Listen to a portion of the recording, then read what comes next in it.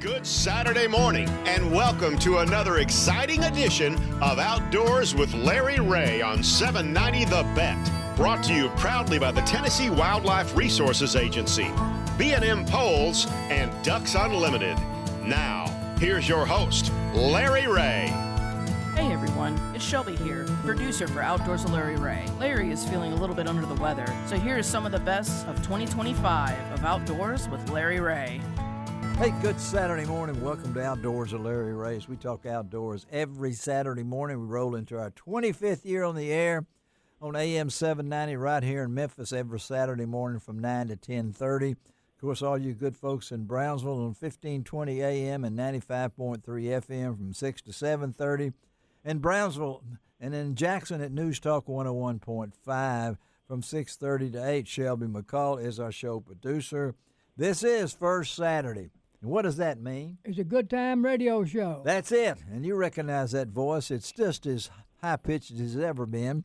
It's Gene Smith. Good morning, Gene. Good morning, everyone. Good to have Gene in studio right where he was on that first dark, dreary morning. I'm telling you. In 25 years ago. But and we've got his, not his silent partner, but he's reporting from the first time we've ever had anybody report from Anchorage, Alaska, but yeah, I'm 3 hours ahead of you. Yeah, well, the sun's never gone down, right? I mean, yeah, it's about if you can see it up there, you know, everything's got it's overcast with rain, and I don't have my short breeches on this morning. Let's put it that way, in 40-something degrees. Yeah, I looked on. Of course, we're talking to Dave Gabbard. I don't just actually think you know who that voice is, but Dave Gabbard retired from the TWRA, where he was the Minister of Propaganda for our region for a long time, and where it's really ironic. You're in Anchorage on June the 7th, which happens to be Free Fishing Day in throughout the Mid-South, and when there's all sorts of youth fishing rodeos going on today. Where, how long you been retired now? Oh, let's see. I let them have it in 2018. So. You let them have it a lot before that, I can tell you that. But Gene and Dave were both involved in fishing rodeos like I was with the TWRA, the Mid-South Junior Fishing Rodeo, the Henry Reynolds Mid-South Junior Fishing Rodeo. And we're going to close out near the end of today's show with all the fishing rodeos going on. It is Bobby Wilson Free Fishing Day in Tennessee. It's also some it's not Free Fishing Day in Mississippi. We'll explain that. And then Arkansas's got some things going on too. But let me run. I never did figure out how Bobby got his name on that, because me and Bobby went to college together and stuff, and I guess he knows where the bodies are buried. Yeah, there you go. Yeah, some of them are out there at Glen Springs, I think. But we have a special guest in studio on this Saturday morning.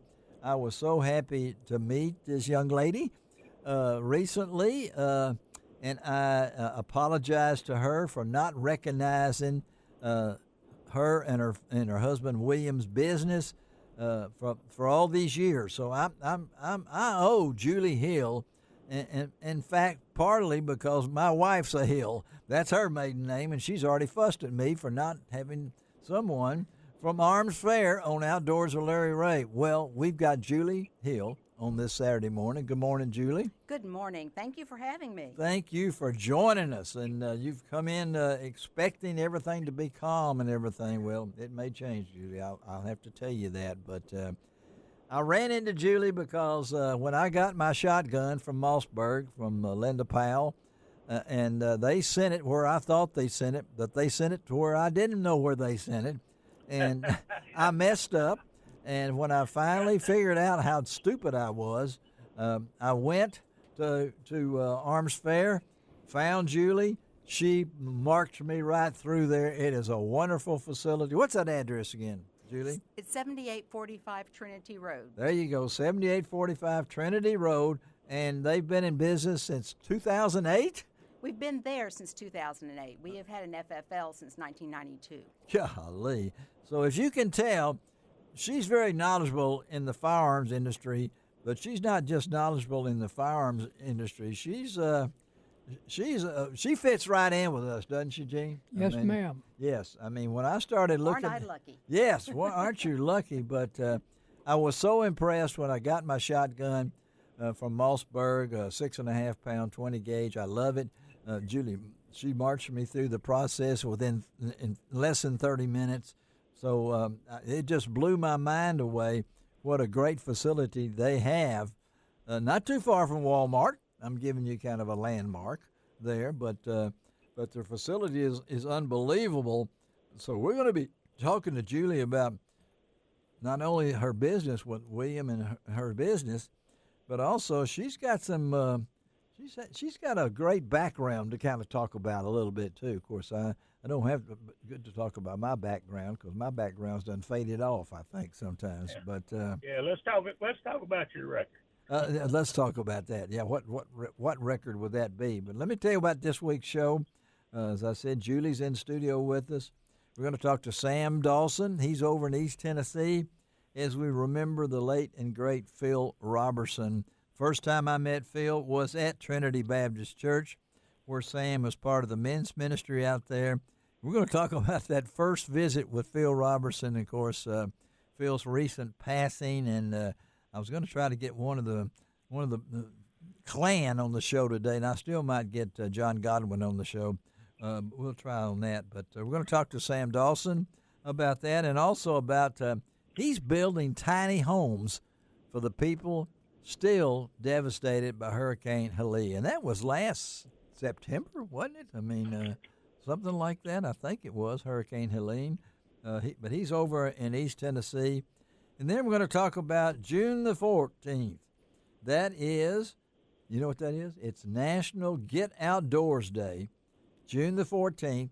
And so we're going to talk to Dillon Parker and Tony Lance of the Tennessee Wildlife Federation about what's going on in the state of Tennessee to get outdoors. And what better way to do that. And then we're going to get our monthly West Tennessee Tourism Report from Marty Marbury and close out the show with some information about the fishing rodeos. And people say, what's a fishing rodeo? Are you not lassoing cows, anything like that? What is a fishing rodeo? You going to describe that for me? What is that? We have youngsters the first time fishing, hopefully, and we hope to get them hooked on fishing. Yes. Like out at Johnson Road Park, we used to put 1,100 pounds of catfish in East Lake to make sure the kids can get something. And it's always a surprise to pull something out of the water because that's always fun. You never know how big it is or how small it is, but they don't care as long as they catch something. And I know that Dave was part of that with the TWRA for all those years. I think it was the Dog and Pony Show, but I'm not really for sure. Oh yeah, Dave and I did a few of those. Yeah, we did a few of those. You know, over 60 with the TWRA and the Commercial Appeal when I was outdoor editor of the Commercial Appeal. But sometimes the dogs rode the ponies, and sometimes ponies rode the dogs. That's right. That's right. But let's talk a little bit with Julie here. We're going to do a whole segment with Judy on the next segment. But, Julie, again, thank you for being here. Talk a little bit about your business, what you guys do. Well, Arms Fair is a full-service firearms, ammunition, and accessories store. We opened in 2008, and I remember my husband told me, I came home from work one day, and he said, I've rented space, we're going to open a store. So I immediately said I wanted to see it, so we went over to see it, and we talked about what our plans were for the store. And one thing that I was really adamant about is that we had to have a store that was friendly and helpful to everybody. Yeah. And whether it was a new shooter, whether it was an experienced shooter, whether it was female, male, whatever, we wanted to be there for them. So we opened up the store, and we have since grown. We now have 5 employees. And we pretty much cover everything that you could possibly want, from competitive shotguns to self-protection, firearms, pistols, handguns. You got it. Tactical shotguns. And we are also a National Firearms Act NFA dealer, which means that we sell and transfer NFA firearms, which would be suppressors and machine guns, short-barrel rifles, short-barrel shotguns, and we also have 2 certified gunsmiths on staff. Yeah, Gene, you need to go over and drop by and see them, Gene, and see the operation. And But I'm interested in the name, Arms Fair. We just made it up. Come on now. Are you serious? I mean, that's a cool name.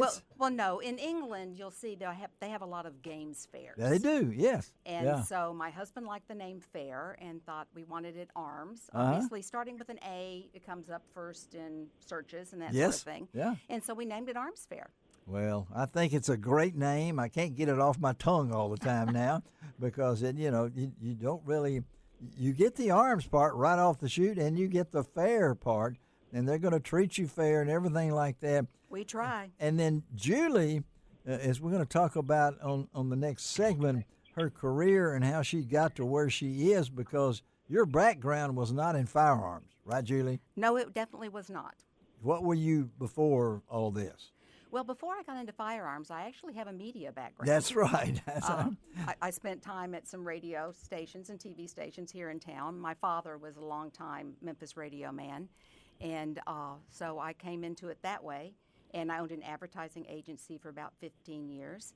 And then from there, went to work doing fundraising for some nonprofits. Yes, yeah. And then after my husband started Arms Fair, he's a retired stockbroker. Yes. After he started Arms Fair, it started to grow, and it got to be to the point where he needed me on board. So I came on board and have been there ever since. And she plainly says here, I only hunt birds and don't have a lot of time to do that. My favorites are upland bird hunting, in particular pheasants and partridge. In England, no animals with eyelashes. No, I don't shoot any animals with eyelashes. Did you hear that, Dave Garrett? I mean, that tells us a lot. All right, let's take our first break of the morning, and we're going to come back and talk more with Julie Hill and about her passion for fair arms as we get in an arms fair. It all comes together. We'll be right back on Outdoors with Larry Ray.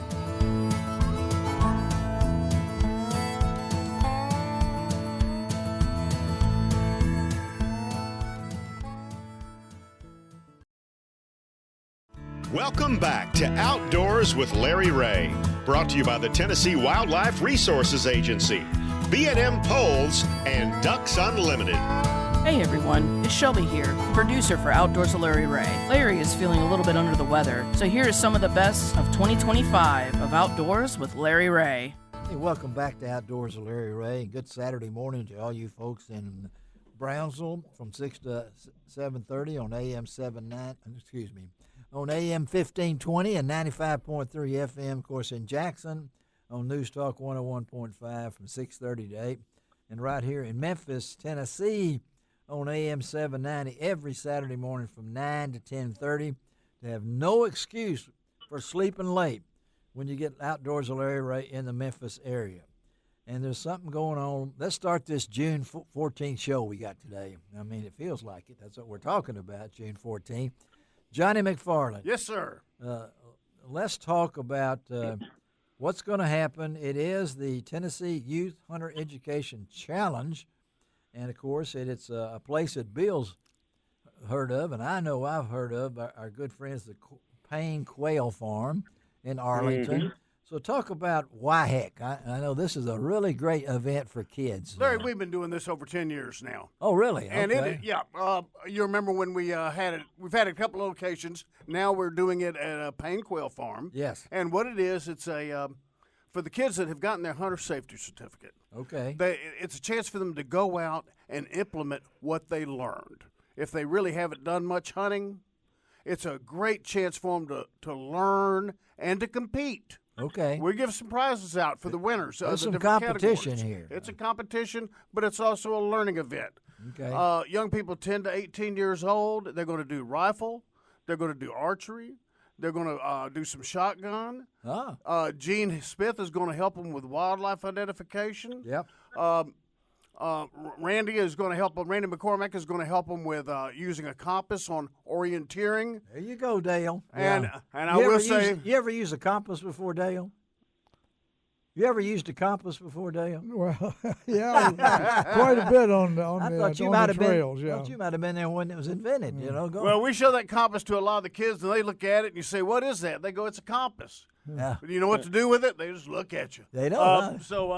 Well, So I'll they tell need you to right now, I practice know with what that to a do little with bit. it, and I've used it a lot of times And too. Cooksey has too. He said yes. I heard him say that. We give them a written Amen. test on hunter safety. Okay, got Hunter And safe. we've got our version of Hogan's Alley, which is a shoot, no shoot. Oh, okay. Yeah. So it's not only you and I have talked about this over the years, and not only is it fun to say, it's a lot of fun to be there. And like I say, I hope you can come out and give some prizes to the kids. We'd love to have Dale come out. He's going to be busy on that day. And talk That's to his the kids. birthday. Well, we'll have a cake for him. I bet he's going to have a cake. It's probably going to be a big cake. It's going to have to be a big cake. Yeah, yeah. We're But now having it's we're sponsored having by a 3-day celebration at my house. I don't think I'll 3-day be going celebration. anywhere. Don't get anywhere near his neighborhood. So it's the NRA, our good friends at the It's NRA. an NRA event, and we couldn't do this without the Friends of the NRA. Every Yes. time you see one of those banquets, Mike Glenn and all those people. Mike Webb helps Mike finance. Webb, excuse me, helps Mike. finance this. Yeah, Mike Webb. And yeah. without the good people at the TWRA yeah. bringing out manpower and equipment, we could not do it without them. And, of course, your chapter. And the Mid- Quail Forever folks. Yeah. And our volunteers. It's not limited to Shelby County. Okay. It's just limited to age 10 to 18. We've had people drive up from Savannah, Tennessee, and Jackson, Tennessee. Okay, yeah. To be at this event. In the past, Ron Wong has come out and Ron helped, has of done course. it, yeah. Our good friend Ron, Peanut, Yeah, Gene Smith, Andy Tweed has helped. yeah. Everybody's come out and helped. And so, like you always like to say, one of your favorite things to say on one of these type of events What? is what, Larry? That's right.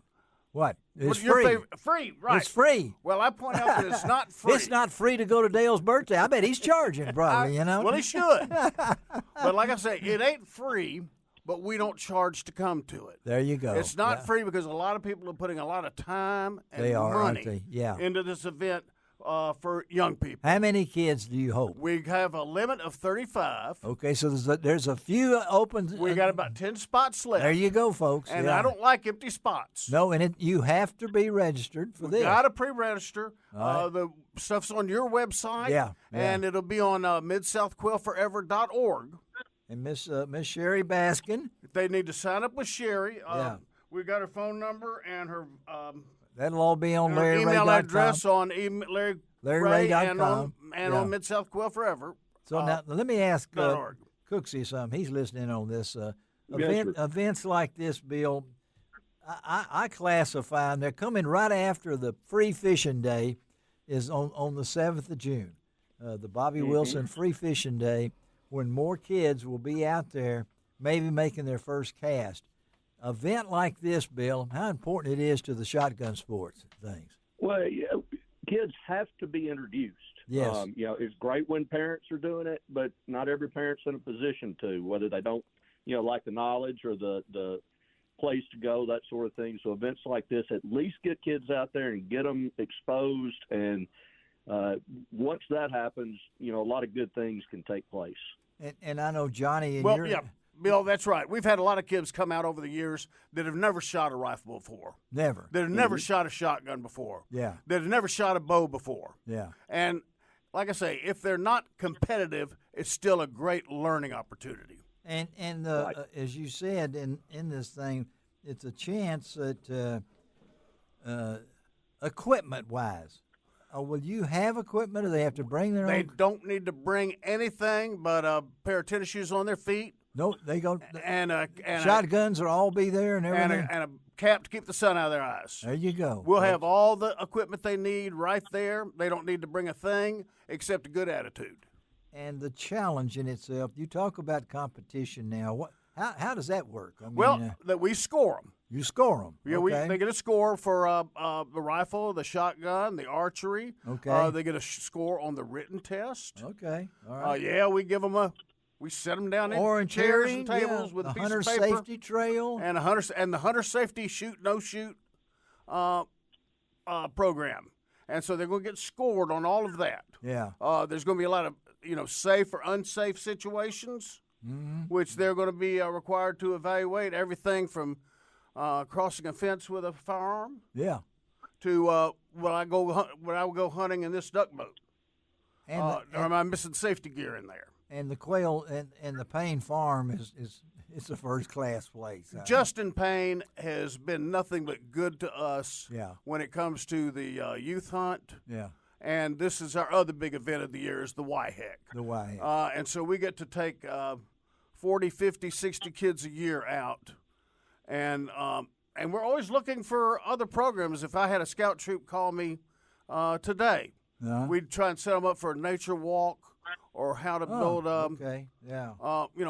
wildlife, take them on a walk for wildlife habitat. We've got a place where we have a model habitat demonstration area, where they can come out and we could show them where the different animals live, where how you quail population can manage. Educational and let our listeners out there a little bit about your club, though. I think the Mid-South Quail thanks, Forever. Larry. I appreciate you bringing that up. We meet on the third Thursday. Okay. And right now we're meeting at Bass Pro Shop on out there at Macon and Macon and Sycamore View. The existing Bass Pro Shop. The old Pro Shop. No, don't say that. Don't say old. Knock that out now. We don't want them to say old about anything. No, all the money's the same. But, so you can say old to me if you want to. Well, that is true. Well, I'll just come back and show you what old is. But you do have some new money, I know. You'll take new money, won't you, Dale? Oh, yes. Okay. But we always welcome people to come out and visit us. On the what? Say it again. Third Thursday? Did you Third say? Thursday at 6:30. Okay. We have our meeting back in the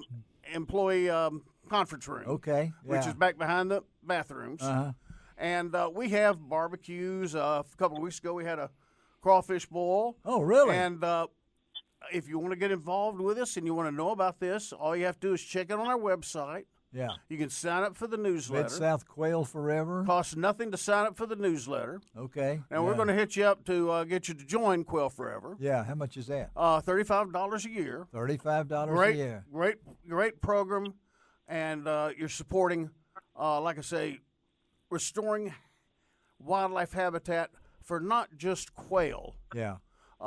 Anything that benefits quail benefits all other wildlife up the food chain. What about that, Bill Cooksey?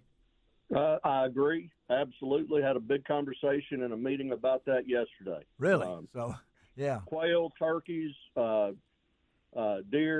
all of our rabbits. Yeah. All of our upland game. Yeah. If it benefits a quail, it benefits every one of them. And on to pollinators and songbirds. And the songbirds, right. Meadowlarks. Everything. You go to Ames Plantation right now with, what is it, Tall Timbers? Or what are they? Tall Timbers is working out there now. Yeah, that's a big deal. I know you guys are involved in a lot of that because of your love for quail and yes, sir. And whatever it might be for us birds. But again, folks, that is June the 14th. The Tennessee Youth Hunter Education Challenge at the Payne Quail Farm in Arlington. It's a program of the National Rifle Association, NRA Friends. And TWRA. And TWRA, and hosted by the Mid-South Quail Forever. And we want to fill it up with kids. Fill them up with kids ages 10 through 18, and hope to have 35 kids as they can. You can go to the Mid-South Quail Forever webpage, or you can go to LarryRay.com. We've got it all posted there. Shooting events and archery, rifle, shotgun, wildlife identification, hunter safety trail. I need to get on that. Orienteering, and a written exam. I'll be pretty good till we got down to a written exam. And Larry, don't worry about getting hungry. Oh, there will be food. We're going to feed them. We'll feed them hot dogs, hamburgers, whatever we come up with, beans and Franks. I don't know. But you come out there, and by golly, you won't leave hungry. And the time on that again, Johnny?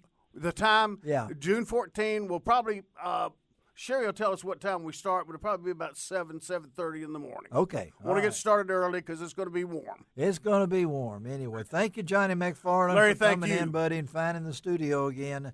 Sometimes in the dark, but he gets there. Let's take another break. Come right back, and he can't wait. He doesn't even have a note in front of him. He hasn't written down anything. He doesn't need any information. He is a walking encyclopedia. The gray-bearded adventurer himself, Dale Sanders, on Outdoors of Larry Ray. We'll be right back.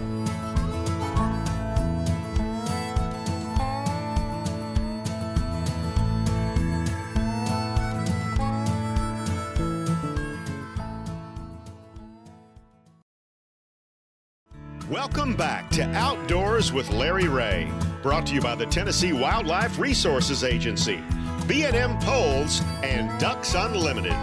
Hey everyone, it's Shelby here, producer for Outdoors with Larry Ray. Larry is feeling a little bit under the weather, so here is some of the best of 2025 of Outdoors with Larry Ray. Saturday morning, welcome back to Outdoors with Larry Ray on this fourth Saturday, May the 24th. Again, one day after my birthday, and I celebrate all my birthdays a whole week. You know, when you get to be my age, you better. But and I brought in my bodyguard today just in case it gets rowdy in here. I've got David Beal in his full deputy sheriff's outfit. What he's wearing weighs more than what I don't have. So yeah, it's good to have David over. David, thank you for joining us on this May the 24th. My pleasure. We wanted to work this guy in because they got a big event coming up. It's a really cool event for our area. In fact, it's the first time in 39 years that the Golden Age Games have had fishing as an activity. And we're talking about an event that's coming up in early June, and we've got the man that can tell us all about it, Jud Parker, our good friend with the Mid-South Fly Fishers. And Jud, I know you got your volunteers, but tell our listeners a little bit about this event that's coming up. It will be held at DU headquarters, and I think what's the date on it again, Jud? Yeah. Hey, good morning, Larry. So the event takes place, the National Veterans Golden Age Games actually takes place in the Mid-South starting on May 31st all the way through June 5th. Okay. But like you said, mainly in the Shelby Farms area, but for the first time ever in 39 years, since 1985, the origination of the games, they're now going to have a fishing event associated with it, and this is the first year to do fly fishing, and we're going to host that at Ducks Unlimited right there in Memphis. And it's June 4th. It's the National Veterans Golden Age Games, and the way I understand, you guys are going to be introducing, maybe teaching, maybe over 100 veterans on that day at DU headquarters. Is that right? I mean. Yes, sir. Yeah, you got it right. Over 120 veterans of all types. Basically, this is for their ages, veterans ages over 55 and older, both abled and disabled. So, it's just a great time. Coincide this with Memorial Day weekend. We just had. It's phenomenal, right? I mean, we want to honor those that have taken care of us, and what a great way to do that by hosting them and teaching them a little bit about our gear and fly fishing, fly tying basics, knot tying, which can be kind of crazy, and of course, casting. That's right. Yeah. Some of these guys or gals, I'm assuming that may not know anything about fly fishing, or maybe they're like me and have flunked to a casting school 3 times. I don't know, That's right. So, Jud, I got a question for you. Yeah, go. Go for it. So, will y'all be teaching as a whole, or would you individually teach each veteran per se, just individually? How would that teaching go? Yeah, how's it going to work? That's a great question, because they're actually going to break them up. We have a multitude of volunteers from our organization. I bet you do. And around the Mid-South to support us, and so we're very thankful for that too. But they're going to break up basically in different groupings, and so while some are casting, some will be learning how to tie knots. Again, maybe never even tied a fishing knot. That's right. Some will actually be at the Ducks Unlimited pond catching fish. So that's a great thing for them as well. We're breaking it up. We have basically lead instructors, and then those volunteers both from the Mid-South and from the Veterans Administration to help us out to support this activity. It's a bunch of people. It's a morning session and an afternoon session. Oh, gotcha. Okay. Basically 4 modules going on all day, rotating people in and out all day long. So, and long week. Wear your sunscreen. We're talking to Jud Parker of the Mid-South Fly Fishers. They got morning sessions 6:30 and 11:30. They got afternoon sessions 11:30 to 5 p.m. or both, and I know that these veterans will be coming from where? Throughout the Mid-South or what? All over the country. Oh, wow. You know, their mantra, yeah, it's really cool, David. So their mantra is fitness for life, right? And again, as some of these guys get older, it's really easy. Hey, you know, Larry, you said it yourself. Yeah. The older we get, sometimes we have a tendency to think we can't do what we used That's to do, right. or, Yeah, or right. not. I'm not there. To do something. I'm not there yet, Judd. You know I'm not. No, I know. You can run circles around me.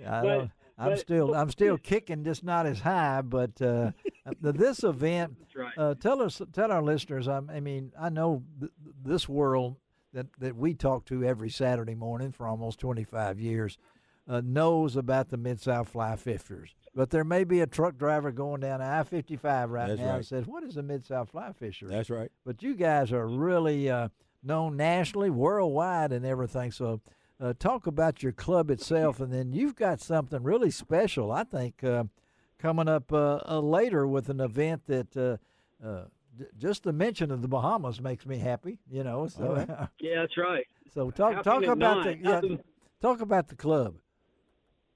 Yeah. So again, thank you.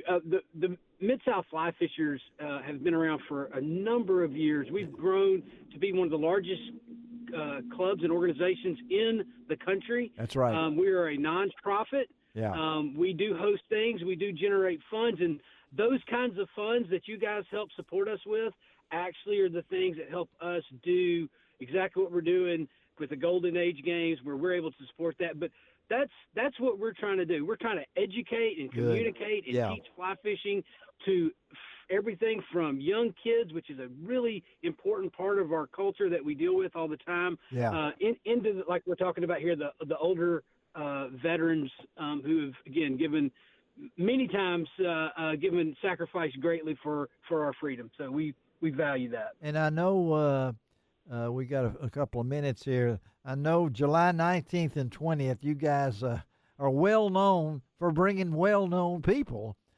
into to the Memphis area for one of your special events, and you've got one coming up on that July 19th and 20th. Tell our listeners about that.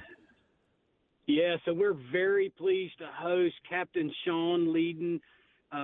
Captain Leeden owns Andros Island Bonefish Club in Andros, Bahamas. Yeah. Probably one of the most renowned, well-known bone fishing destinations in the world. Sean's a world-class angler, guide of the year in the Bahamas. Yeah. And he's going to come on Saturday. We're going to be hosting a limited number of spots for a personal casting tying session with him. Yeah. At Ducks Unlimited at the pond right there on Saturday morning. We're really limiting the number because we want it to be very hands-on, and there's a fee for that. But then Sunday, Sean's going to actually do, like we use our good partners, Flyway Brewery. Sean's going to do our regular club event where he's going to talk about the environment and bone fishing in the Bahamas and what goes on over there, and would really encourage people that want a destination travel. Man, the Bahamas is a really close place to reach. I've been fishing down there with them since '99, and it's a phenomenal fishery. Beautiful. It's a tough job. Somebody's got to do it, you know. I mean, and here again, Sean Leeden, one of the most well-known names out there, particularly when it comes to bone fishing. So where do they get information about all this going on with the club? You guys got a website, don't you? Oh, yeah, we're for sure. MSFF.org for the internet and social media. We're always on Facebook, on Instagram. You can catch us there. So, yeah, just look us up. We would be happy to reach back out to you. Send us a message. Send us an email. Give us a call. We're here for you. And I know you can go to my website, LarryRay.com. We always try to keep all the Mid-South Fly Fishers information in there because they do a great job. Thank you again, Jud. Safe travels wherever you are, buddy. And we'll stay in touch and hopefully get some information more when we get closer to that July meeting up for sure. Okay, buddy? All right? Yeah, for sure. We'll do that. Thanks, David. Thanks, Larry. Yes, sir. Thank you. Brother. All right, Jud Parker of the Mid-South Fly Fishers. At one time they had over 700 members, I think, but it's a big deal. And that's a great thing. They are, and this Golden Age Games, that's pretty cool. Yeah, that's a great thing, man. For the service people, particularly when you think about Memorial Weekend this weekend, and then all the other veterans and things. There's so much going on around the country. But the Golden Age Games, and of course that's May 31st through June 5th, but they will be out there at Ducks Unlimited. You can find out all the information about that. So how we doing, Shelby? Oh, we got 2 minutes. So. You know, I think one of the greatest things, Larry, is what when he mentioned bringing them from all over the country. Yeah, all over. Man, that's a walk from almost every nation. You know what I mean? Yeah. That's amazing. You know, people get to meet different people. Particularly from around the veterans. Country. Yes, like particularly veterans who have served our country and our Yes. nation and do this. And all these are volunteers from the Mid-South Fly Fishers out there that's going to do it. Yes. I know he put out a call for them, and before I know it, he said, I don't need to talk about any more volunteers. Man, that's beautiful. We got them out there. But anyway. Hands-on. All right, now we're going to go to Tucker Smith. I can't wait to talk to Tucker. I've already talked to him this week. He's got a great story to tell about winning this big tournament. So let's take a break, come right back, and we're going to talk bass fishing with Tucker Smith. We'll be right back.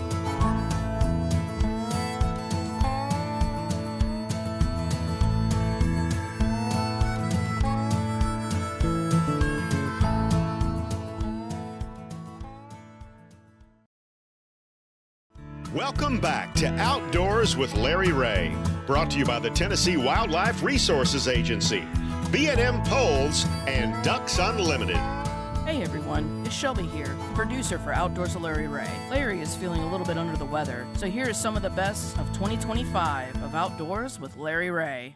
Hey, good Saturday morning. Welcome back to Outdoors with Larry Ray as we roll into our 25th year on the air here on AM 790 every Saturday morning from 9 to 10:30. And this is third Saturday, and we actually have our dynamic duo with us this Saturday morning. It's good to have Frank Barton. He's over there. Good morning, Frank. Good morning, Larry. Good morning, everyone. And John Gordon. Morning, Larry. Good to see you, John. John is a traveling man. Rick Nelson's that song. The traveling man ought to be your. Is that Rick Nelson? Yes. You remember Rick Nelson? Is that you two? Ozzie and Harriet?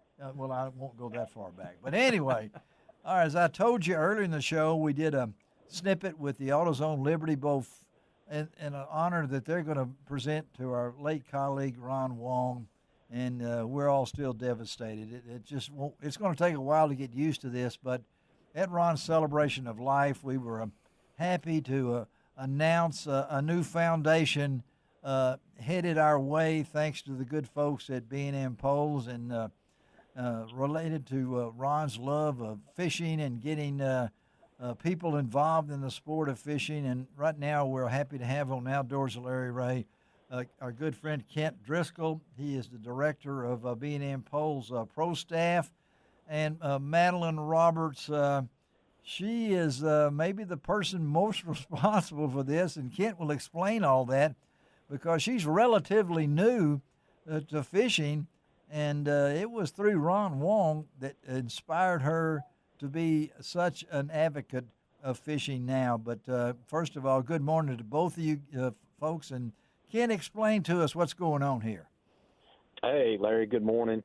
So, the Ron Wong Legacy Foundation is in the startup phase right now, and the idea actually came from Madeline Roberts. Yeah. Okay. Yeah. And Madeline met Ron through the Brush Pile Fishing Academies, and what that is, the Brush Pile team does a fishing academy. They do 3 or 4 a year. Yeah. They go to a lake. They get fishing guides, and then they have students come to these academies. Right. And it's a half day of fishing and a half day of classroom study on learning how to fish. Yeah. So you take what you learn in the classroom and you go out to the lake with it. Well, Madeline was our very first female to come to, I believe it was the Brush Pile Academy at Dale Hollow. I believe it was the first one. And then she came to the second one. Well, while she was attending the academy, she obviously met Ron Wong. I know, had to be, yeah. Absolutely. Yeah. And, Ron is, he's just such an outgoing personality, and, he immediately was drawn to Madeline as being the first female angler and kind of took her under his wing and just talked to her about, his love for fishing and her love for fishing. and he really challenged her and said, hey, you could be a voice in the fishing industry. And, and I'm sure Madeline can talk about this a little bit more, but, at first it was a little bit of a shock to her because, hey, here's this big outdoor fishing personality talking to me about, being that same personality, but representing, the females in the fishing industry. Yes. And they got to know each other, and, Ron just really inspired Madeline, and they struck up this friendship, and they just spoke a lot and spoke often. And all of a sudden, Madeline's fishing career just started taking off, okay? Yeah. And, she, she joined the Brush Pile Fishing Academy team. She started as a outdoor rider for Crappie Now. And all these doors started opening for Madeline in the fishing industry.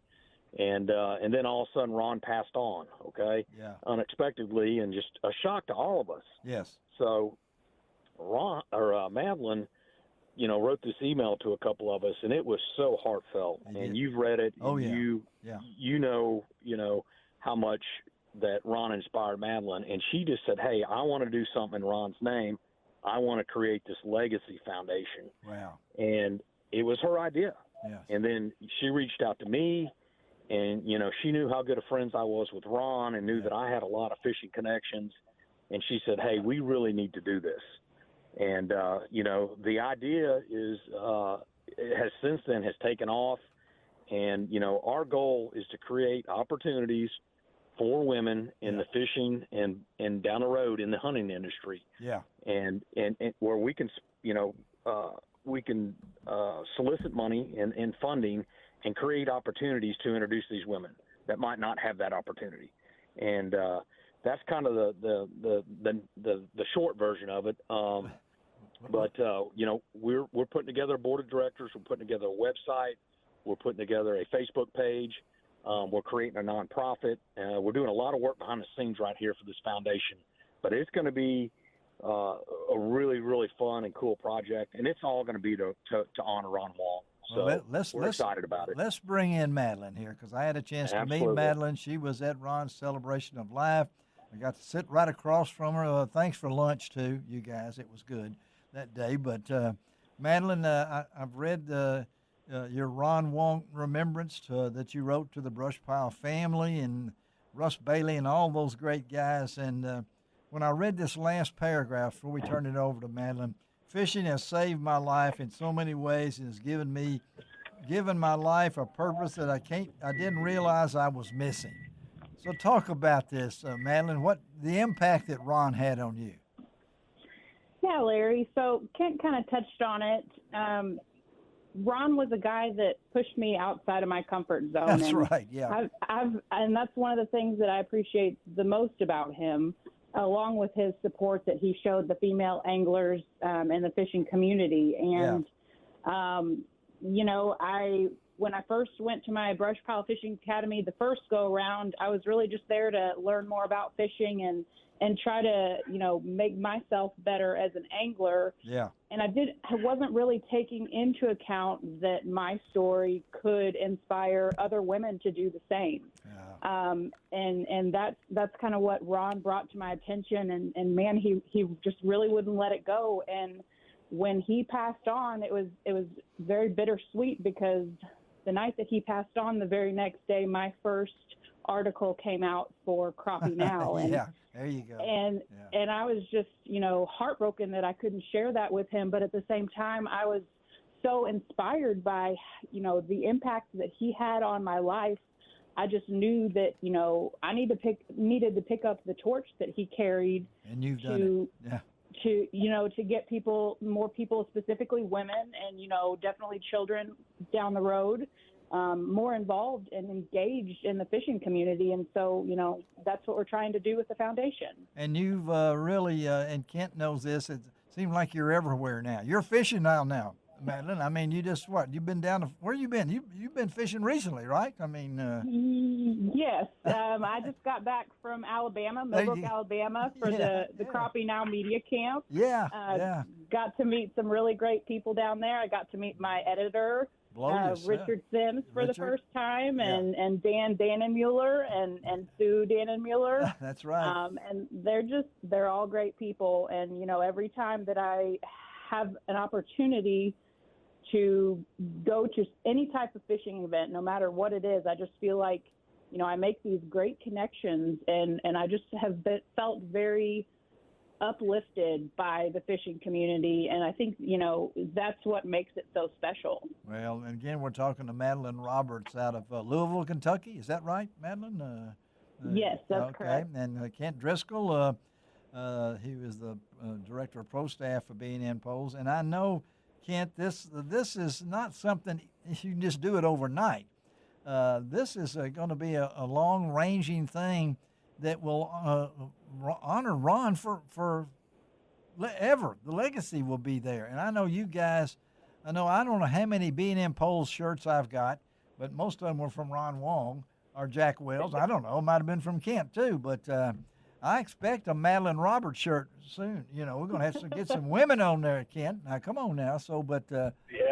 The thing about this thing, what's been the reception? I know we're still in the get start thing, but I imagine this has been something that a lot of people are going to want to get involved in, Kent.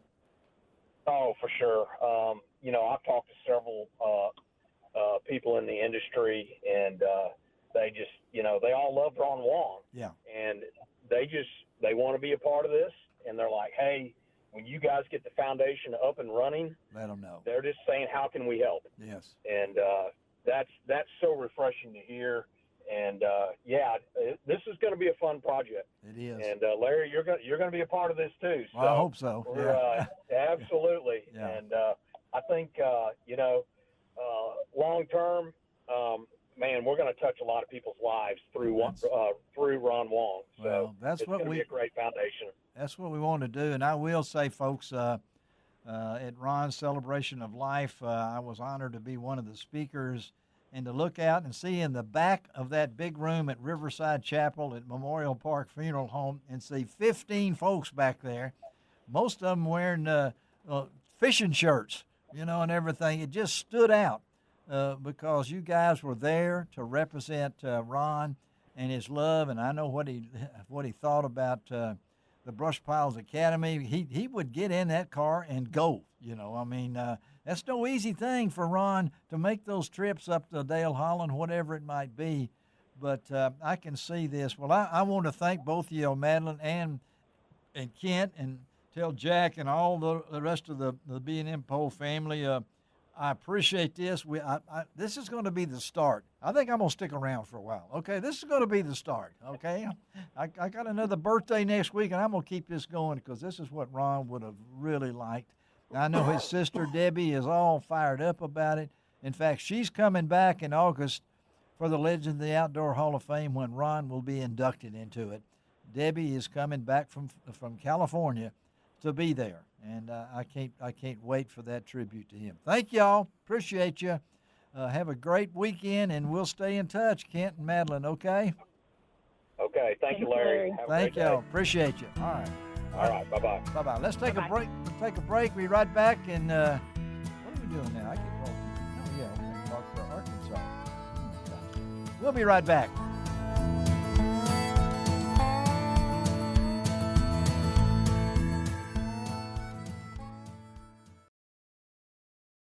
Welcome back to Outdoors with Larry Ray, brought to you by the Tennessee Wildlife Resources Agency, B&M Poles, and Ducks Unlimited. Hey everyone, it's Shelby here, producer for Outdoors with Larry Ray. Larry is feeling a little bit under the weather, so here is some of the best of 2025 of Outdoors with Larry Ray. Hey, welcome back to Outdoors with Larry Ray, and it's that time. Every month, second Saturday, same segment. It's D&D. It's David and David, and I'm going to turn it over to David Beal, and he's going to introduce his co-host, or whatever you want to call it, on Outdoors with Larry Ray. Take it away, David Beal. Good Saturday morning, people out there in the world, in the fishing world, in the hunting world. But right now we're going to talk about fishing, me and David Betts. This guy that I'm about to introduce to you all, S.Y. Wilson, good guy, man, overall guy. He's got into kayaks and things like that.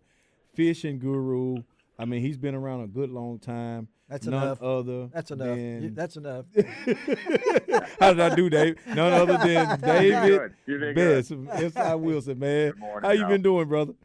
I'm doing good. It's another Saturday morning, getting ready for a big day here in the store and getting ready for another fishing weekend. All There's right, a lot cool. going on. So how's I got a couple of things for you, man. First of all, how's the fishing been going lately? As far as up there at Kentucky Lake, and they just left, and a lot of them fish Berkeley. And what you think about that event this past or last week? Was it last week? It's been this last week. They caught them. I mean, and it's always amazing to me to see these guys go out there, and everybody talks about some of these lakes and how they're struggling there, and right. And all of a sudden they can just catch them.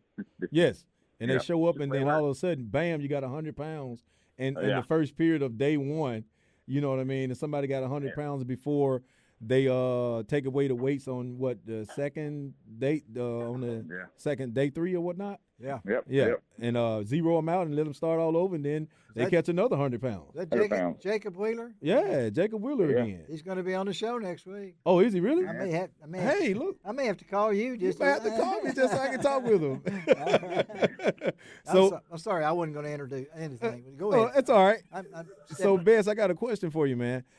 So now, speaking of which, so is it at this point in time? What are the anglers? What should they be looking for as far as being on the water? Yeah. As far as weather-wise and the heat and things like that. What's going on with the hydration and things like that?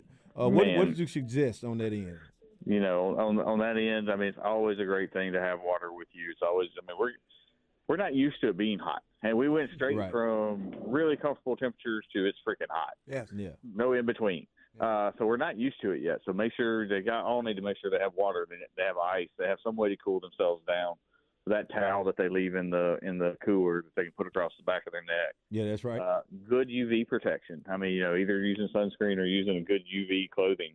Yeah. We sell a lot of that kind of stuff here in the store, from Free Fly and Hook and Cool and a lot of great brands. Even Duckhead and Southern Marsh do UV stuff nowadays. Right. So, I got something to say about the UV stuff though, David. Because I think people get a misconception of darker skinned people like myself.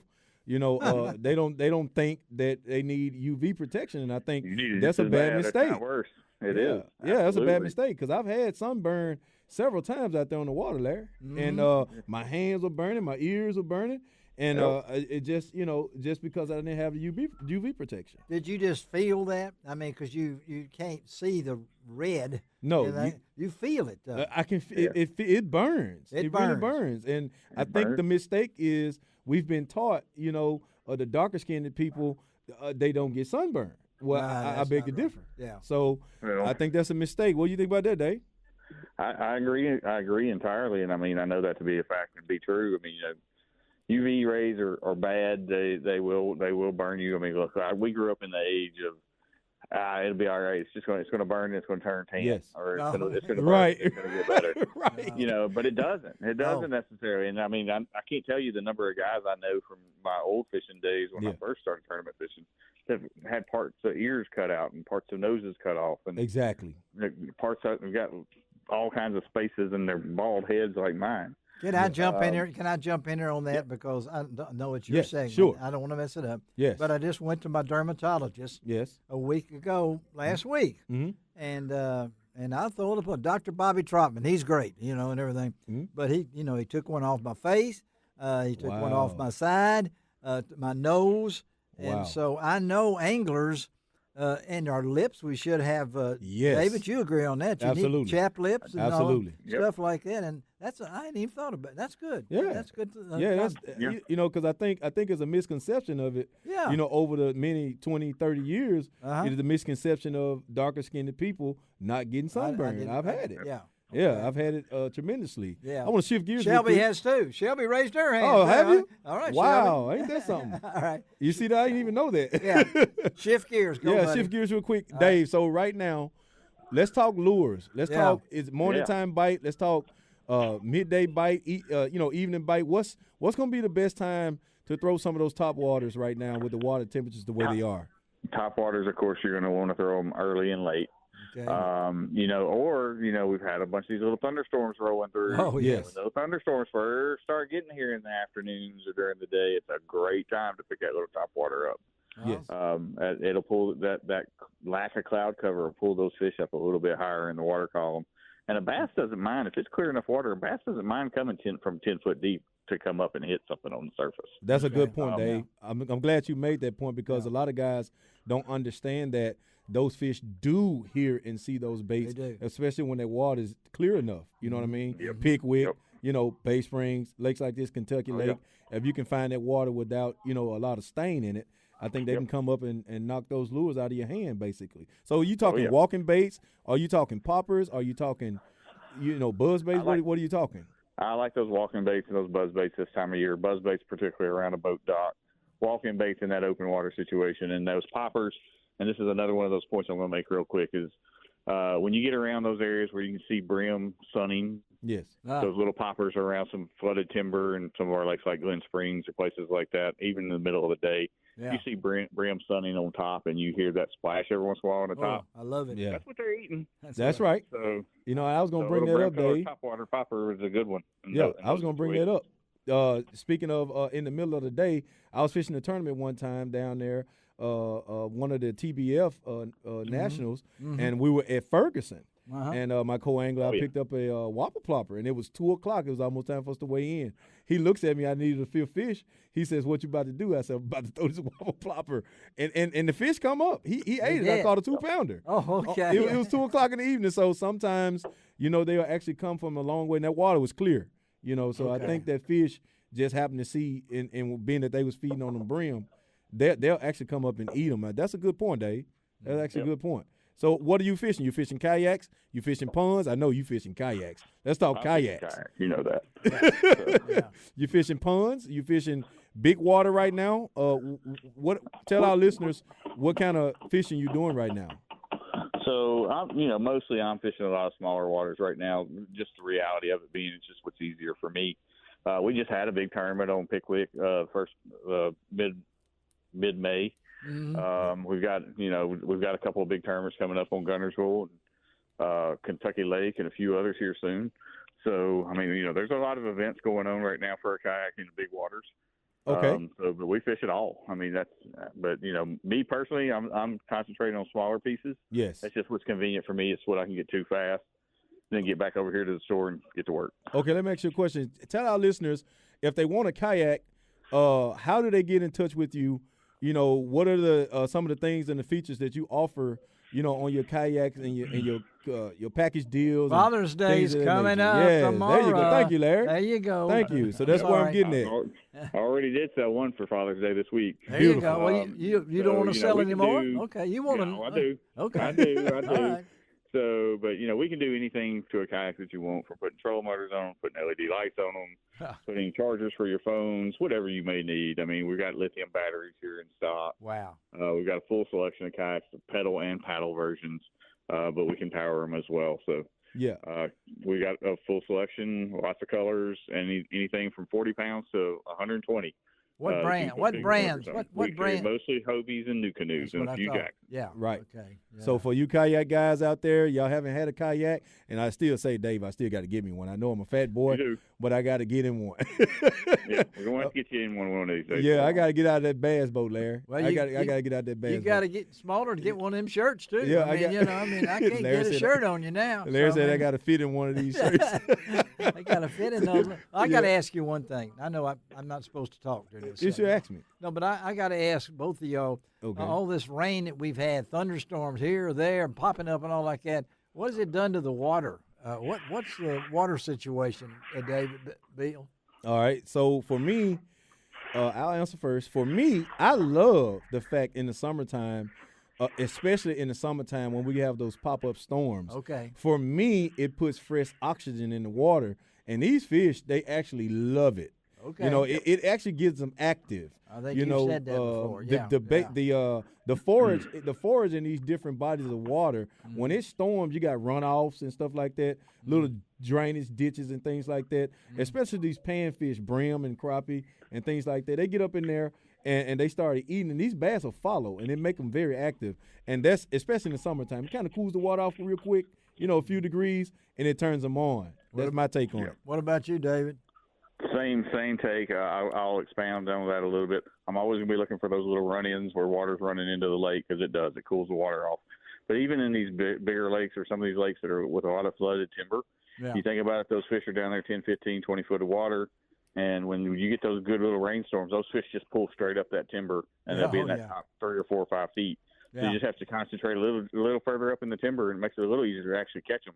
Right. Because you're not usually going to have to pull through as many limbs and stuff to get them into the boat. Don't we have to be weather conscious too, guys? Yes, absolutely. Of course. Yeah, and I mean, we can all get all the Dave Brown we want, or whatever, Tyler Ellison, and all the other ones, but we need to be weather conscious on the water. Of course you do. I mean, lightning is probably the one thing that kills probably more fishermen than anything. That's right. And golfers. I mean, so we swinging our rod, you swinging yours. I'm swinging my 9-iron out there, and, it's and you're holding it up in the air. Hey. Well, hopefully me and Dave catch a 9-pounder. Dave, we appreciate you, man. We appreciate you for coming on. Y'all go to S.Y. Wilson, call David Best, give him the number and the location, Dave, real quick. There you go. 901-867-2226 is the phone number, and we're at 12020 Walker in Arlington on the whole old historic Depot Square. Thank you, Dave. We appreciate you, man. Great job. And I want to say something to you off the air, David Bill. It's not that I'm going to get after you and David Best, both of you guys. We're going to take a break right now. We're going from here to Real Foot coming up, because Blue Bank Resort just got a big award. We'll be right back on Outdoors in the Area.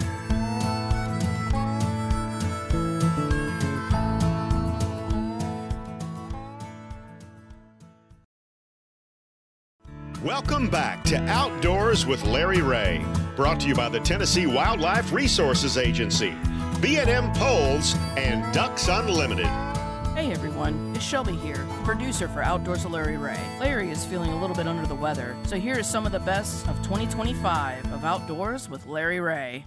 Hey, good Saturday morning. Welcome back to Outdoors with Larry Ray as we roll out the final segment on this week's show as we head into our 25th year on the air right here on AM 790 every Saturday morning from 9 to 10:30. And before we introduce this next guest, we have Mr. Johnny Mcfarland is still in the studio. Johnny, we appreciate you being here with the Mid-South Quail Forever. Larry, thank you. About Wyheck coming up on the 14th, but at the same time, somebody called in and wanted to make sure we announce this, and I don't want to mess this guy up because he's a good friend of ours, right? All right. Hey, Larry, I did point out that a lot of our funding for the Wyheck comes from the Friends of the NRA. Yes. And the Friends of the NRA are going to have a banquet in Somerville on June 7 at 5 p.m. It'll be at the Venue, which is a new location next to the Food Ride in Somerville. Okay. At 16280 Highway 64. Okay. Tickets start at $35. You can get them at Mr. Cash Pawn. There's a couple of places at the Bank of Fayette County, the Fayette Falcon, or the friendsofnra.org. That's right. So come out there and spend some money and help support our Wyheck. All right, that's next Saturday, June the 7th. Thank you. Thank you, Larry. Thank you, Johnny. All right, Johnny Mack. So let's roll into this last segment. Bill, I appreciate you setting this up. Why don't you introduce our next guest, because this is a sport that has exploded, no pun intended here, about I'll do it, Larry, and it's timely with that Friends of the NRA thing, because our scholastic trap teams around the state, as far as I know, all, but I'm sure most of them are still receiving a lot of help from Friends of the NRA. Yeah. So, all right. So at TWF, we have several different outreach programs like Hunters for the Hungry and the Hunting and Fishing Academy. But the one I had the most experience with prior to going to the Federation, and that made it kind of my favorite, is the Tennessee Scholastic Clay Target Program. And it's right now is at the high point of the season for them. And so we have Dillon Barnes on here today. He is the TNSCTP program manager. So, Dillon, thanks for being on. Tell us what's going on and how the season's been. Yeah, Dillon, roll with it, buddy. What's going on? Yeah, absolutely. Well, I just thank you guys for this opportunity to give you an update this year on how our season is going. We have well over 1,800 athletes in the state of Tennessee. 1,800. They have 1,800. That is correct. Wow. Yes, sir. And it's probably one of the safest sports that we can say. Yeah. With that to be said, we had our Triple Crown start off the season for us.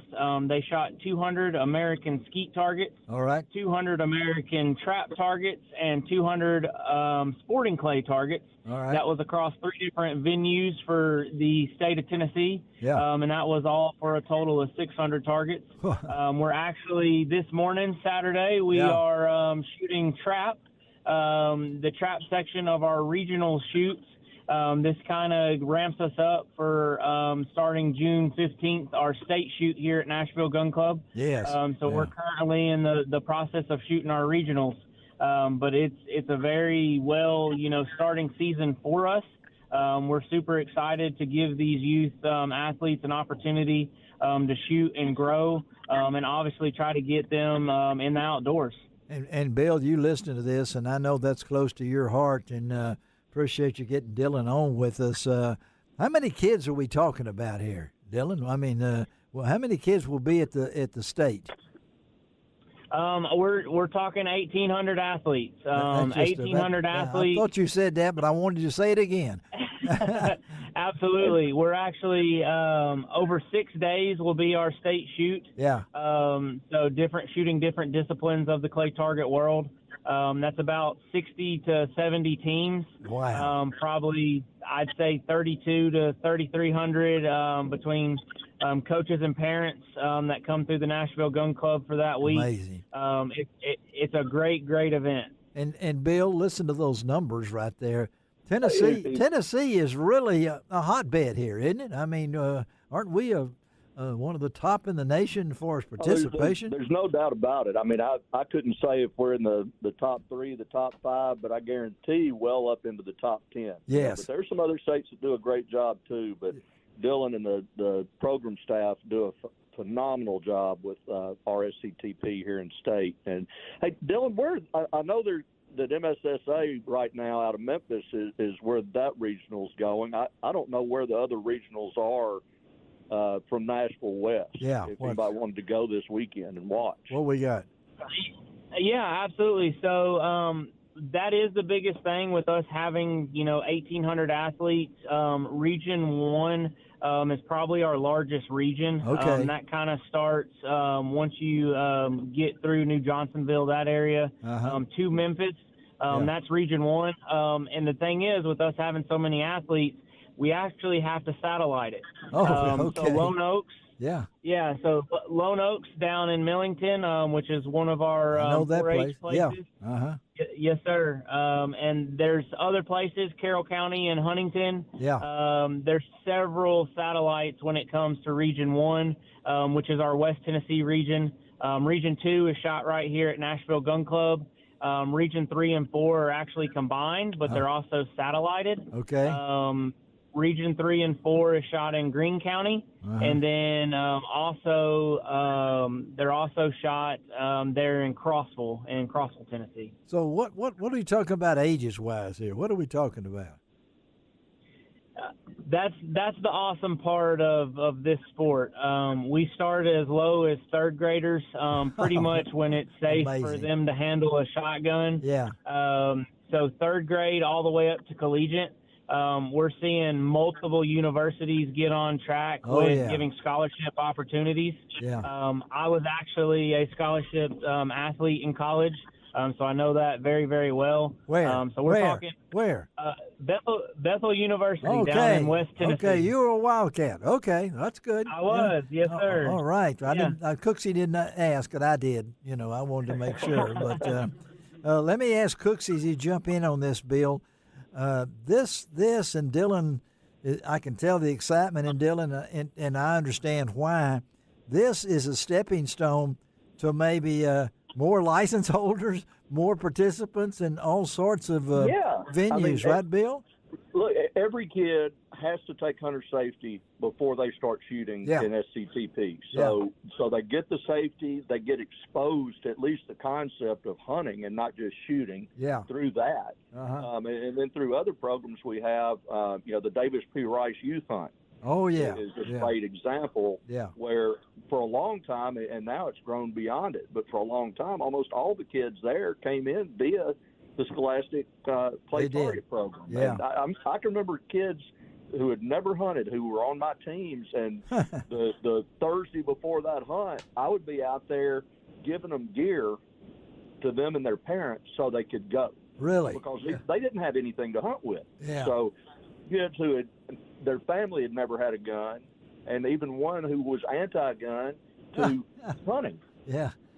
So it's a phenomenal program and an opening to get people into the outdoors.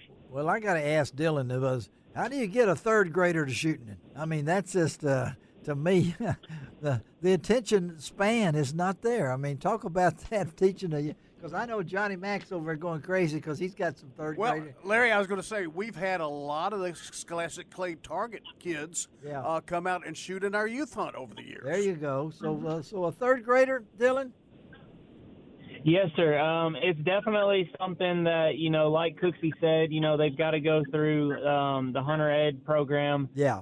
So, we very teach our third graders more of safety than anything. You go. Yeah. And just try to get them in, a good fitting shotgun that's not going to beat them up for the season, and then really hit it hard for their 4th and 5th grade years to compete in their rookie division. That's the division that our elementary kids shoot in. The rookie division. I know I've got friends, I got friends that I go to church with whose grandkids are up in the Chicago area, and all of a sudden they're world-class shooters. And it's because, and I like you're saying these are 1,800 athletes because that's what they got to be, coordination-wise, mentally. It teaches patience, right, Bill? All the different things that coordination. Yeah, there are all kinds of life lessons. And as far as athletes, I challenge anyone who hasn't done it to walk up to the front line at a trap house and shoot 4 rounds back to back to back to back. Yeah, the way these kids do, and it's going to beat the fire out of you. It is not. I tell you it's what, more physically demanding than people would imagine. I tell you what, you've spurred my interest again because we've had Kim Rohde on this show several times. Gold medalist, shotgun shooter, just got back from South America. I got to get her back on. Said the third graders are beating you out, Kim. You got to watch it here. So, but Dillon, thank you, buddy, for being with us on this Saturday morning. We'll stay in touch and good luck this weekend, man. That's going to be busy. Absolutely. All right. Greatly appreciate the opportunity. All right, thanks, Dillon. All right. Dillon can go on. And, Bill, I appreciate you being with us during the show today. Let me tell you about next week's show because it will be first Saturday, which means we will have Dave Gabbard and Gene Smith, and our guests will include Julie Hill of what's the name of that place again? Arms Fair. Arms Fair. Arms Fair. I can't get the words right, but almost Julie behind the Walmart. On I know where it Parkway. is now. Yeah, it's a wonderful place, folks. Anyway, Julie will be on the show. Sam Dawson is going to be on to talk about Phil Robertson and how Phil was when he came to Trinity Baptist 13 years ago, and what he meant to the church then. And I want you to know, Mr. Sam, he makes duck calls, he makes turkey calls. Well, he's heading next week to East Tennessee to help rebuild churches and also move into North Carolina to be one of the carpenters to help build tiny homes for people still affected by Hurricane Helene. That's pretty amazing anyway. Shelby, thank you for taking care of us. Bill, as always, thank you. You bailed us out again, as you usually do, buddy. All right? Appreciate it, Larry. All right, let's get on out of here. Johnny, thank you, buddy. Hey, Larry, thank you. All right, this is Larry Ray reminding you do every week. It doesn't cost an extra cent to be a good sport. And what else? God bless the USA.